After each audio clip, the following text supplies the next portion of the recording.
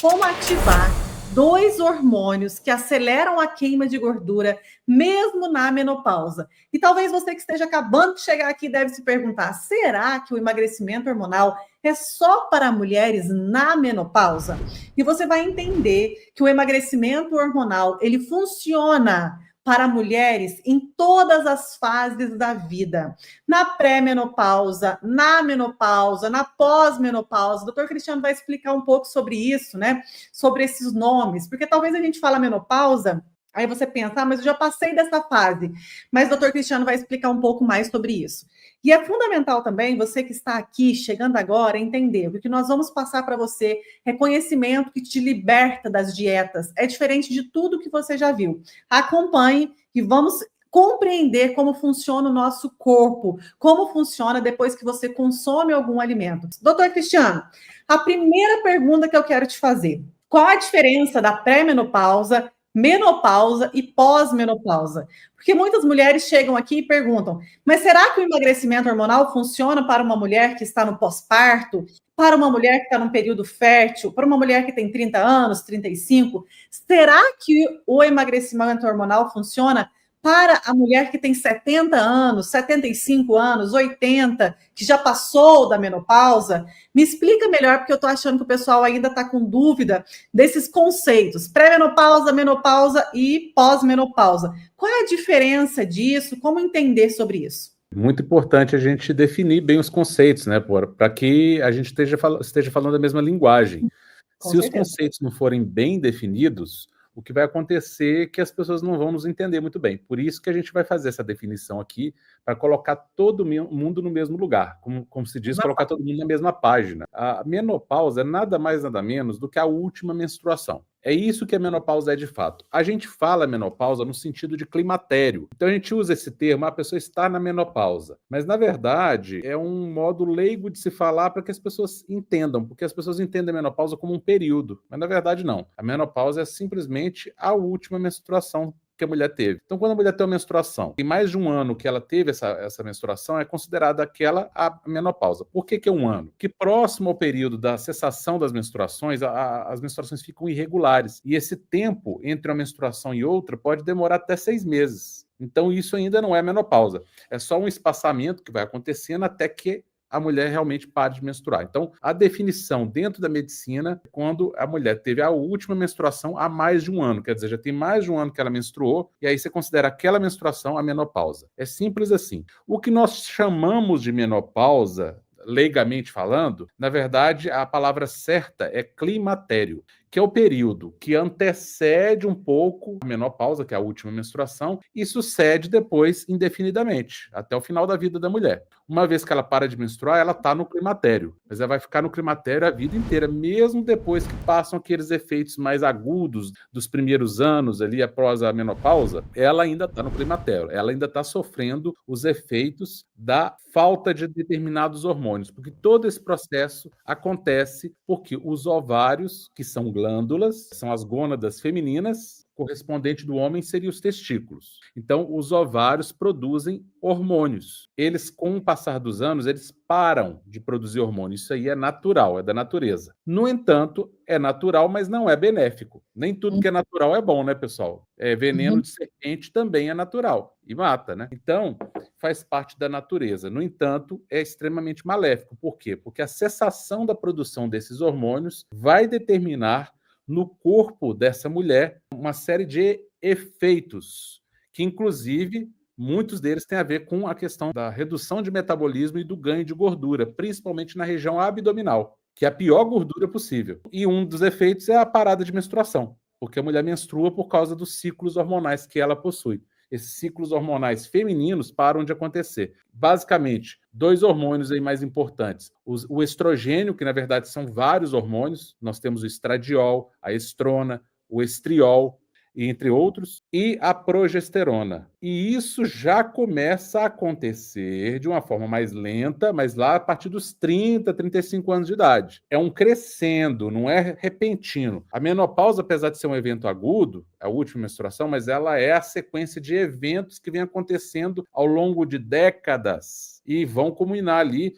na média, por volta dos 50 anos de idade. É claro que isso vai variar de mulher para mulher, tem mulher que tem menopausa mais cedo, tem mulher que tem menopausa precoce, quando é muito cedo, e tem mulheres que têm menopausa um pouco mais tarde, mas a média é em torno dos 50 anos de idade. Só que não é nessa idade que as coisas começam a acontecer. Aos 50, essa mulher já vem sofrendo uma decadência hormonal progressiva, cada vez mais rápida, que vai culminar com a menopausa, a última menstruação, e depois disso, a ausência completa do efeito desses hormônios vai causar uma série de transtornos, osteoporose, redução da massa mineral óssea, aumento a redistribuição da gordura corporal, onde essa mulher começa a perder gordura nas áreas que dão forma feminina, como quadril, coxas, né, nádegas, e começa a acumular gordura na região onde normalmente os homens acumulam, que é na região abdominal. E outra questão que acontece muito, que eu quero falar aqui, é, por exemplo, quando uma mulher faz uma cirurgia, por exemplo, uma esterectomia, qualquer tipo de cirurgia. Depois da cirurgia, ela percebe que começou a ganhar mais peso. Isso é real? Depois de um procedimento cirúrgico ou de um tratamento, como um tratamento de câncer, uma esterectomia, pode acontecer de ganhar peso com mais facilidade? O que é isso, doutor Cristiano? Ou é coisa da cabeça da pessoa? Como é que funciona? Não é coisa da cabeça da pessoa, não. Nesse caso da esterectomia, principalmente cirurgias do aparelho feminino, cirurgias que pegam útero, ovário, trompas, nós temos dois fatores. Primeiro, a cirurgia em si. Qualquer procedimento cirúrgico dispara no organismo por automação, porque o nosso corpo funciona igual uma máquina e tem vários mecanismos automáticos. Tanto que você não para pensar para respirar. Você respira, seu coração bate, né, seu intestino funciona sem você pensar, porque é automático. Então, esses mecanismos automáticos fazem com que uma pessoa, ao se submeter a uma cirurgia, o corpo percebe qualquer cirurgia como estresse, como uma agressão. Por quê? Uma cirurgia é uma agressão, mas é uma agressão com um fim benéfico. Você vai fazer uma incisão, você vai cortar, vai abrir. Tá certo que é uma agressão controlada, com conhecimento médico, com o objetivo de ajudar, obviamente. Mas não deixa de ser agressão. Você está cortando, o organismo não sabe se aquilo é feito para ajudar ou não. Então ele vai disparar uma série de mecanismos que a gente chama de resposta endócrino-metabólica ao trauma. Ou seja, uma resposta hormonal ao trauma cirúrgico e uma resposta, consequentemente, hormonal e, consequentemente, metabólica, porque o nosso metabolismo ele é controlado pelos nossos hormônios. Isso normalmente causa uma redução de metabolismo e um acúmulo de gordura no médio, às vezes no curto prazo nem tanto, mas no médio e longo prazo, pós-cirúrgico. Então isso vale para qualquer cirurgia. Mas no caso da cirurgia de esterectomia, cirurgia de ovário, ligadura de trompa, em alguns casos, existem, às vezes, quedas hormonais que podem acontecer. Por quê? É porque a cirurgia foi mal feita? Não. É porque é uma região muito sensível. Então, quando você faz uma cirurgia naquela área ali do útero, dos ovários e trompa, pode, sem querer mesmo, de uma forma que faz parte do próprio procedimento cirúrgico, não tem como o médico controlar isso, mas são vasozinhos muito pequenininhos ali, muito microscópicos, que podem ser afetados e atrapalhar o fluxo, por exemplo, a vascularização dos ovários. E isso pode atrapalhar a secreção hormonal ovariana mesmo antes do período que seria esperado para aquela mulher. Então, nas cirurgias do aparelho genital feminino interno, que no caso são o útero, trompa e ovários, pode acontecer ainda esse desequilíbrio hormonal consequente da própria cirurgia. Não quer dizer que a cirurgia foi mal feita. A cirurgia foi feita como deveria ter sido feita, mas muitas vezes está fora do alcance do médico conseguir prevenir isso. Isso acontece, às vezes, porque tem vasos muito pequenininhos ali que são afetados pelo próprio procedimento per si. Então, às vezes, você fez qualquer tipo de procedimento cirúrgico, tá, gente? Principalmente dessa parte que o doutor Cristiano falou. Mas depois de uma cirurgia, o seu metabolismo ficou mais lento e você começou a ganhar peso com mais facilidade, tem a ver, sim, com a cirurgia.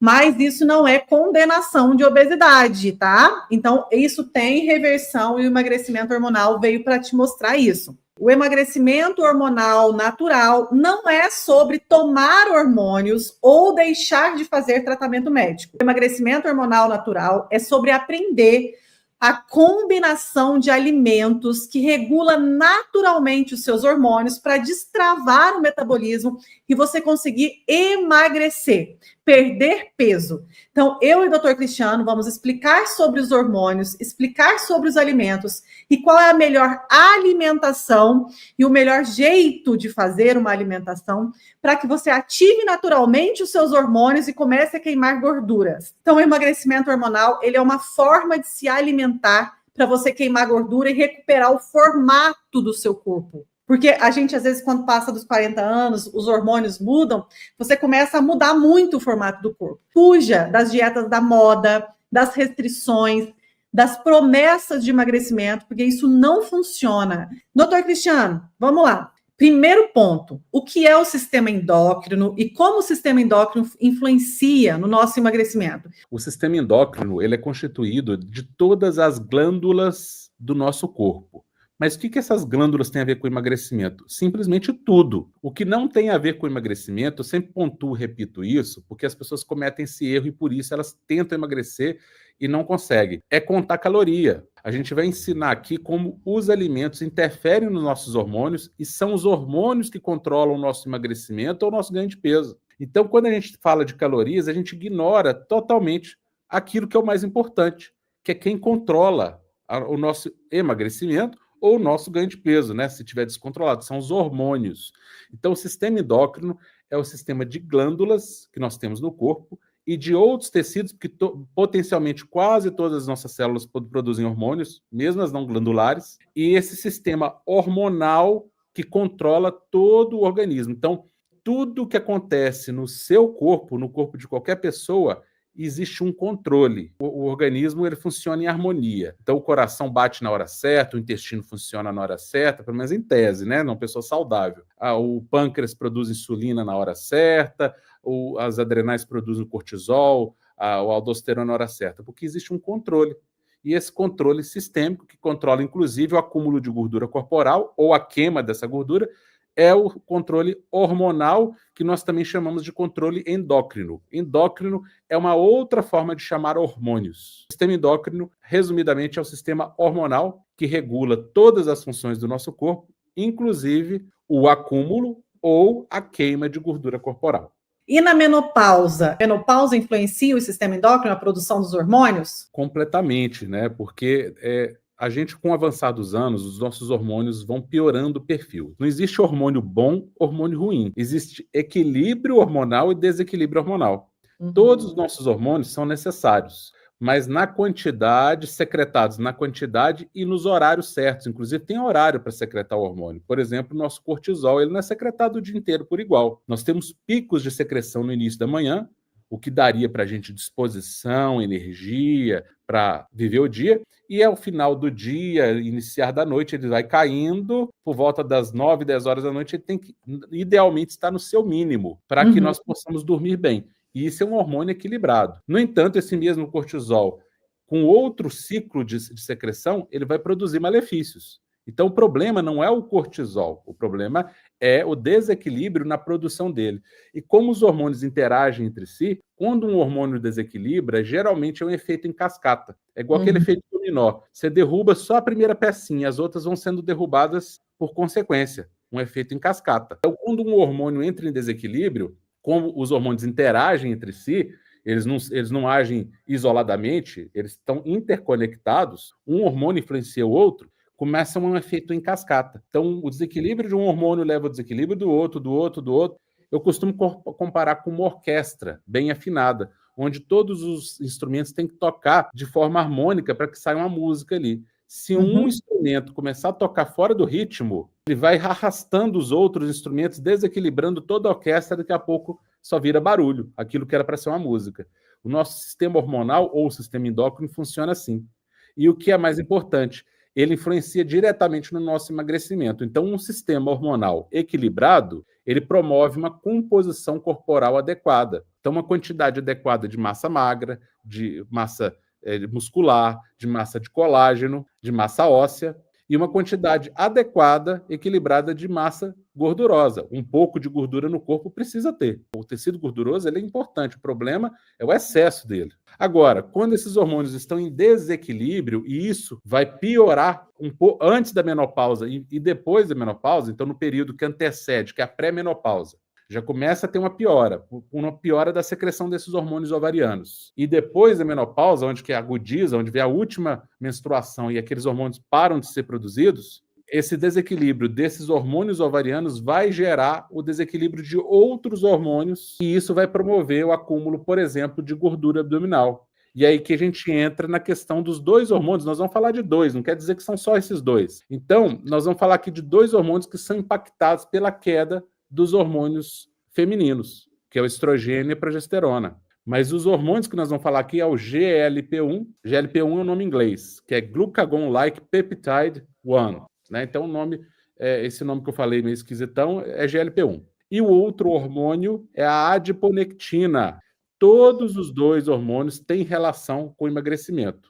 O GLP-1 ele é importante porque ele é produzido. Lembra que eu falei para vocês que não são só as glândulas que produzem hormônios? Ele é um exemplo de hormônio produzido por um local não glandular. Ele é um hormônio produzido pelas células localizadas no intestino, as células intestinais. Quando você ingere um alimento, esse alimento passa pelo esôfago, cai no estômago e, por último, ele é liberado, já pré-digerido, no intestino. Quando esse alimento chega ao intestino, a célula intestinal detecta a presença. Por isso que a gente fala que os alimentos influenciam os nossos hormônios. Quando a gente entender essa interação, a gente vai esquecer de contar caloria e vai esquecer de ficar pesando o alimento. A gente vai usar o alimento em combinações que fazem com que os hormônios certos sejam produzidos nas horas certas e os hormônios errados não sejam produzidos. E aí começa o emagrecimento natural sem contar caloria. Esse hormônio, ele começa a ser produzido quando o alimento chega no intestino, as células intestinais lançam esse hormônio na circulação sanguínea,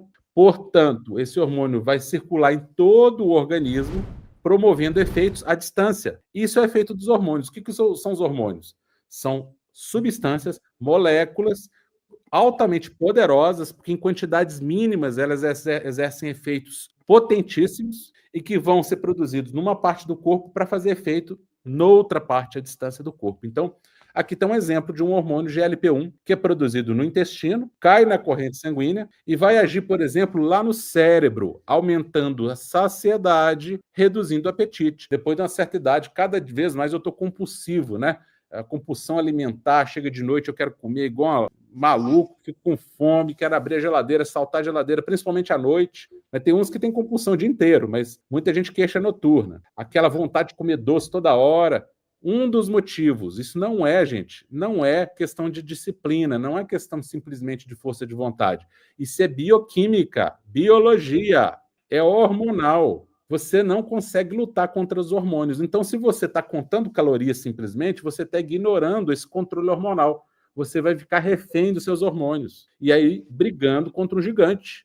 E o objetivo é exatamente o contrário. É, em vez de botar esse gigante para brigar contra você, nós vamos botar o gigante para lutar ao seu lado, para te ajudar, para te levantar. Então, esse hormônio, que é o GLP-1, ele produzido no intestino, ele vai fazer efeitos no cérebro, diminuindo compulsão alimentar, diminuindo aquela ansiedade. Então, você já não precisa mais daquela força de vontade absurda para poder alimentar-se de forma correta. Ele também reduz a resistência insulínica, que é um dos grandes responsáveis pelo acúmulo de gordura no corpo. Então, esse hormônio ele vai agir, lembra que eu falei que um hormônio interfere com o outro? Esse hormônio vai interferir lá no pâncreas, melhorando a secreção de insulina e glucagon, tirando o corpo do modo de armazenamento de gordura, principalmente abdominal, e colocando o corpo no modo de queima de gordura, ou seja, emagrecimento. Então, se esse hormônio não estiver equilibrado, como é que você vai conseguir emagrecer? Como é que você vai controlar a sua compulsão que está sendo causada por uma substância hormonal no seu cérebro, que tem uma força poderosa, age lá em área do seu subconsciente. Ele também reduz a motilidade gástrica, quer dizer, o estômago fica mais lento. Aí você fala assim, mas isso não é ruim o estômago ficar mais lento? Não, nesse caso aqui é benéfico. O estômago estando um pouco mais lento, primeiro você fica mais saciado por mais tempo. Você não sente aquela fome que é absurda. E segundo, que os alimentos vão sendo liberados lentamente para o intestino, eles também vão sendo absorvidos lentamente. E isso estimula menos picos de insulina. Quando você absorve os alimentos de uma vez, o seu pâncreas tem que secretar uma quantidade de insulina muito grande de uma vez. Isso promove o acúmulo de gordura corporal. E aqui eu estou falando para as mulheres de todas as idades, inclusive para a síndrome de ovário policístico, que tem a ver com esse mecanismo de resistência insulínica. Então, esse estômago, liberando o alimento mais lentamente, ele promove uma curva mais estável de insulina, que não tem picos.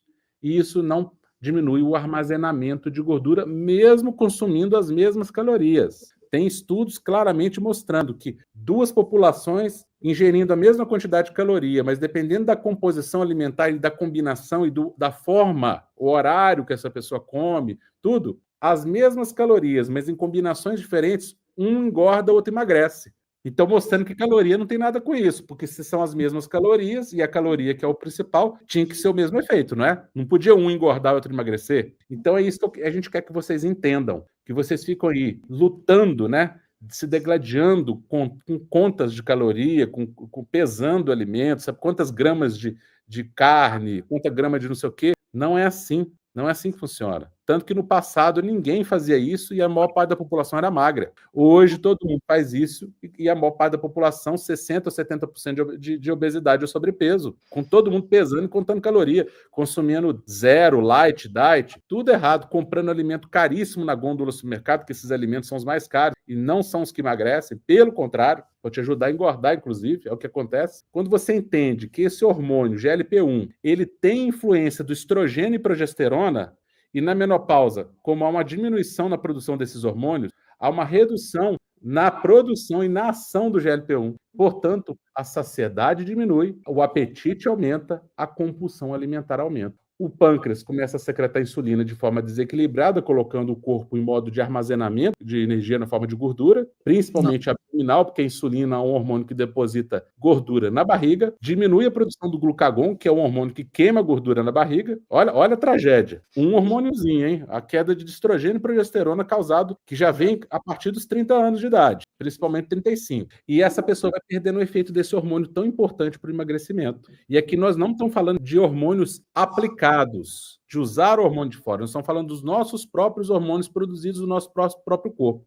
A boa notícia é que é possível reequilibrar esses hormônios de outras formas. É possível uma mulher na menopausa voltar a produzir os hormônios de estrogênio e progesterona sozinha? Não. Não é possível. Mas é possível reequilibrar outros hormônios e trazer esse efeito em cascata que aconteceu lá atrás para uma estabilidade. Então, a gente reequilibra aqueles hormônios, porque se a gente conseguir atuar em 80%, 90% dos hormônios, a gente já consegue o efeito que a gente quer. A gente não precisa controlar todos os hormônios.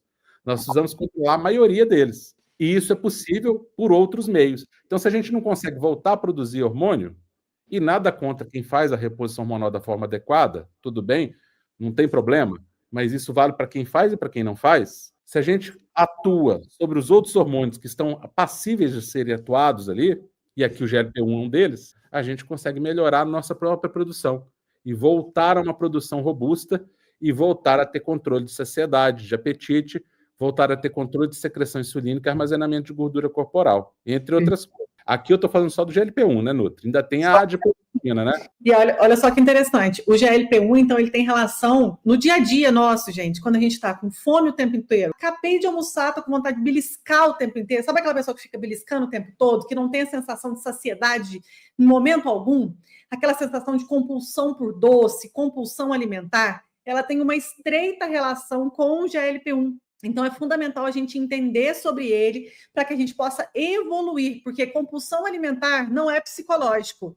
Compulsão alimentar é hormonal. Vontade de comer doce o tempo todo não é psicológico. O doutor Cristiano falou, é biologia, é hormonal. E aí nós vamos falar do segundo hormônio. O segundo hormônio é a adiponectina. O que é esse hormônio? Como é que funciona? Então, aqui mais outro hormônio que fica prejudicado na sua ação e na sua produção em decorrência da pré e pós-menopausa, né? Então, a adiponectina é um hormônio produzido pelas células de gordura. Olha que ironia, né? É um hormônio produzido pelas células de gordura, mas que tem um efeito anti-inflamatório. Ah, então quer dizer que quanto mais gordura eu tiver, melhor. Aí que está o engano. Esse hormônio é produzido pelas células de gordura quando a quantidade de gordura corporal é normal, quando o percentual de gordura corporal é normal. Aquela gordura depositada em excesso faz exatamente o contrário, bloqueia a produção da adiponectina. Então, aquelas células de gordura que estão aumentadas de tamanho ou de quantidade pelo desequilíbrio hormonal prévio, elas vão produzir menos adiponectina. E como a adiponectina é um hormônio anti-inflamatório e a inflamação está relacionada com a obesidade, ao reduzir a ação da adiponectina no organismo, aumenta consequentemente a inflamação crônica, que a gente chama de subclínica. Sim. Essa inflamação crônica subclínica promove mais acúmulo de gordura e ainda uma maior redução de adiponectina, entrando num ciclo vicioso, onde a pessoa vai engordando cada vez mais, produzindo cada vez menos adiponectina. Esse hormônio, tendo menos atuação em todo o organismo, faz com que essa pessoa tenha cada vez maior facilidade de acumular gordura corporal. E isso pode começar com uma queda de estrogênio e progesterona. Então, olha como que o passar dos anos, se a pessoa não estiver atenta e não souber lidar com seus hormônios e não conversar com seus hormônios, não enxergar os hormônios, olhar para uma dieta só pensando em caloria, como é que ela não vai chegar a um resultado definitivo? Porque se ela perder peso, ela vai perder peso de massa magra, provavelmente, muito pouco de gordura. Então a composição corporal dela não vai melhorar, pelo contrário, pode até piorar mesmo que ela perca peso. Isso quando perde. E se perder peso, como ela perdeu peso de massa magra, ela tende a recuperar isso dobrado depois. Porque o percentual de gordura dela piorou, porque ela diminuiu massa magra. E a massa magra é a parte do nosso corpo que queima gordura. Então, se você tem menos massa magra, você tem menos massa queimadora de gordura. Massa magra é a massa muscular, é o colágeno, é a massa óssea. Então, olha como é que é importante você ter um hormônio como esse, a adiponectina, produzido nas quantidades adequadas. E é possível influenciar ele positivamente mesmo no período da menopausa, ou pré-menopausa, né? Você que está na menopausa ou está indo para a menopausa, já passou dos 30, 35 anos de idade, você não está condenada, porque está na menopausa, a ter desequilíbrio hormonal.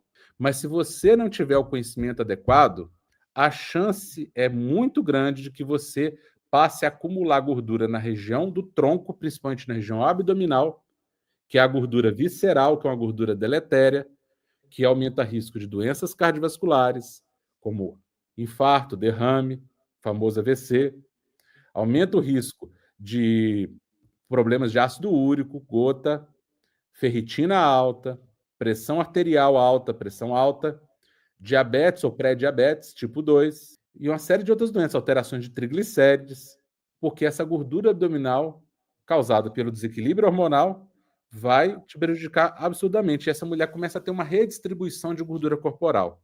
Ela começa a perder gordura nas regiões ali do quadril, acumular gordura na barriga, que os homens já têm só por serem homens. Então, essa mulher entra em um perfil hormonal extremamente perigoso, porque ela sai de um perfil de proteção cardiovascular, os estrogênios e a progesterona provocam a proteção cardiovascular, e aí, com o acúmulo de gordura, essa mulher passa a ter um perfil cardiovascular igual ou pior do que o dos homens, que geralmente é muito mais grave que o das mulheres. Os homens geralmente já têm um perfil cardiovascular de risco muito aumentado em relação às mulheres.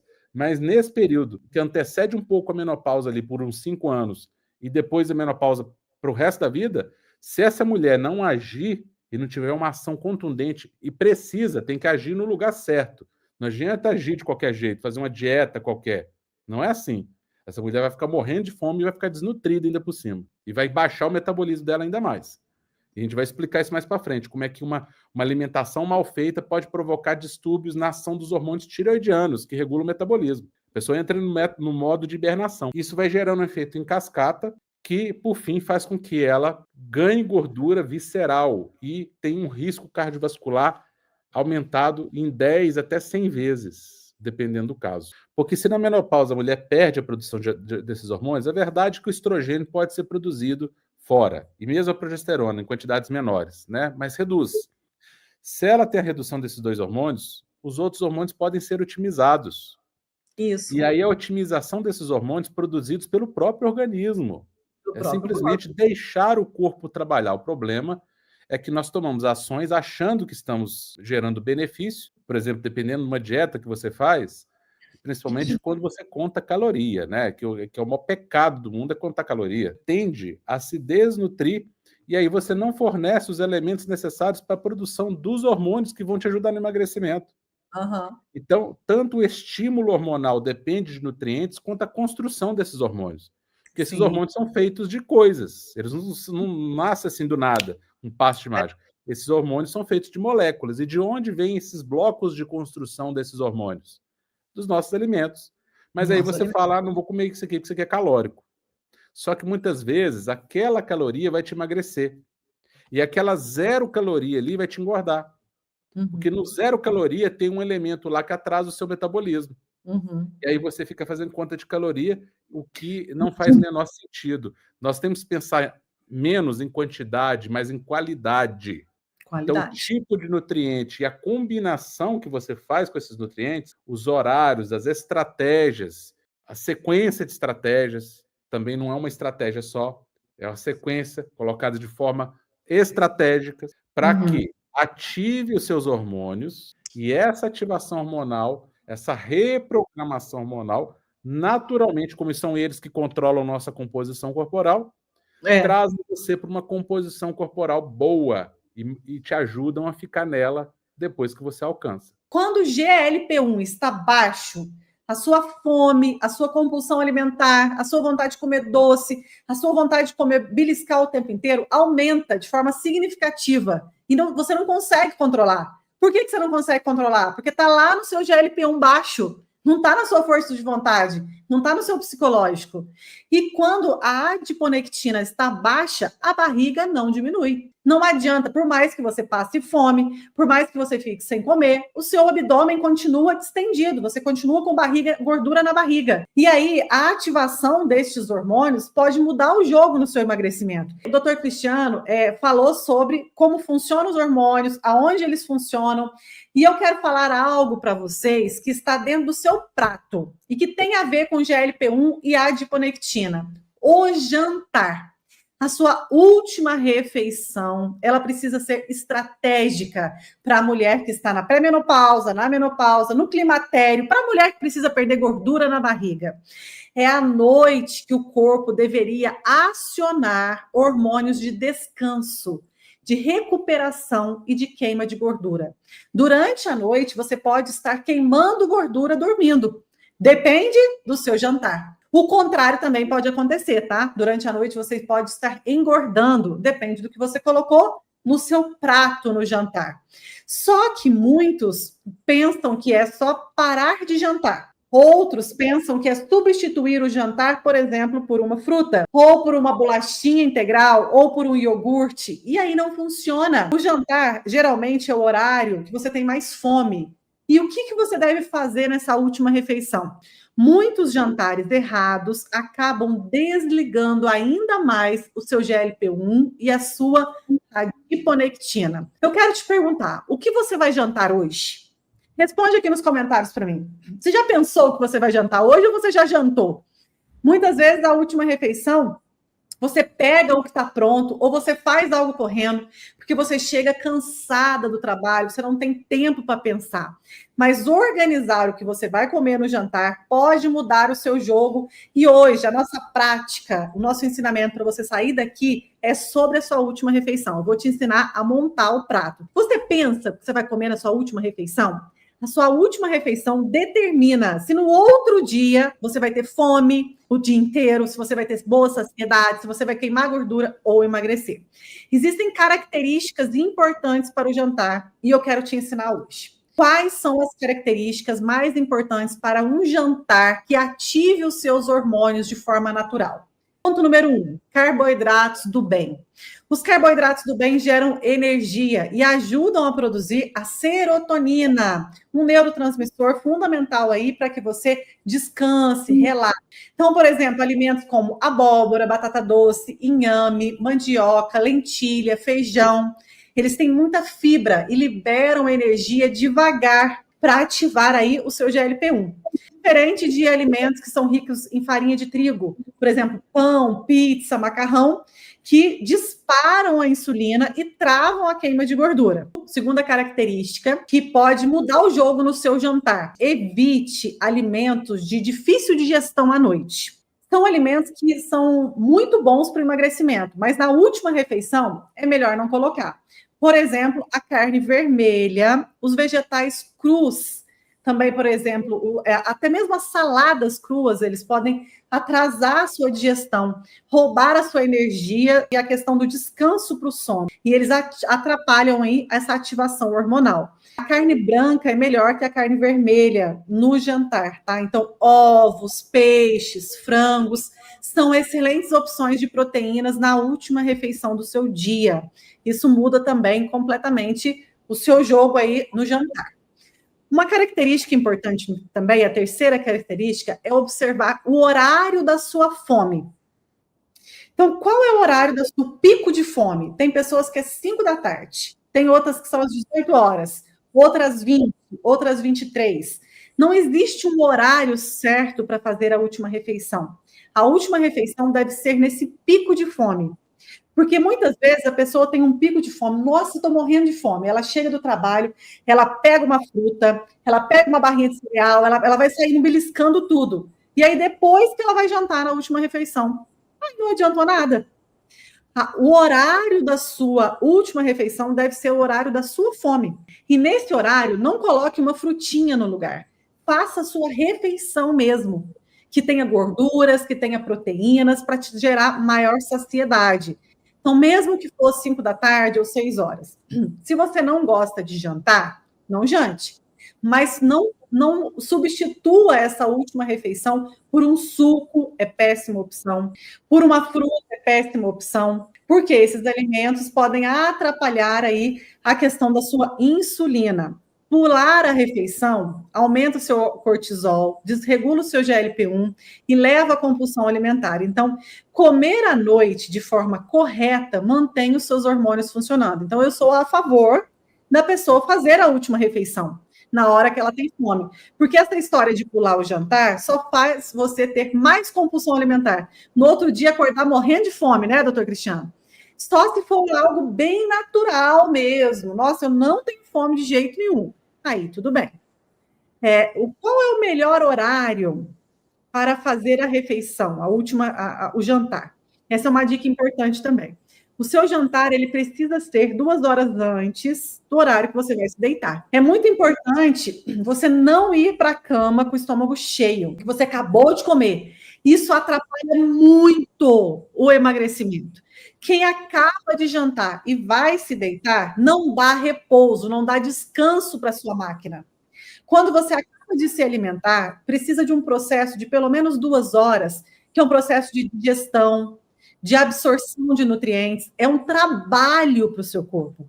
Então, você vai dormir. O momento que o seu corpo tem que descansar, ativar hormônios para você descansar, por exemplo, a melatonina, o que está acontecendo? Você está usando o seu corpo para digerir, para absorver, que é um trabalhão danado. Então, o seu corpo não sabe, se trabalha, se descansa. E ele acaba ficando 24 horas trabalhando. Um corpo que fica 24 horas trabalhando, não tem repouso, não tem produção dos hormônios da noite, e você acaba sentindo cada vez mais fome. Então, a sua última refeição precisa ser 2 horas antes do horário que você vai se deitar. Dormir em jejum faz muito bem. A última refeição, ela tem que ser rica em proteínas de alto valor biológico, em gorduras boas e os vegetais, principalmente cozidos, para facilitar a digestão. Uma boa opção seria as sopas de legumes com carne, seria cremes, que são alimentos mais de fácil digestão. E sempre que tenha proteína. Um omelete é uma ótima opção, ou mesmo o arroz com feijão, sempre com uma carne de fácil digestão, são opções legais. Para quem não gosta de jantar, né, doutor Cristiano? A pessoa pode fazer, por exemplo, uma vitamina, mas que vá um leite, que tenha gorduras, que tenha fruta, mas junto com proteína também, é uma opção. Outra questão importante, não substituir o jantar por falsos saudáveis. Não substitua o jantar por barrinha de cereal, por bolacha integral, por suco de caixinha.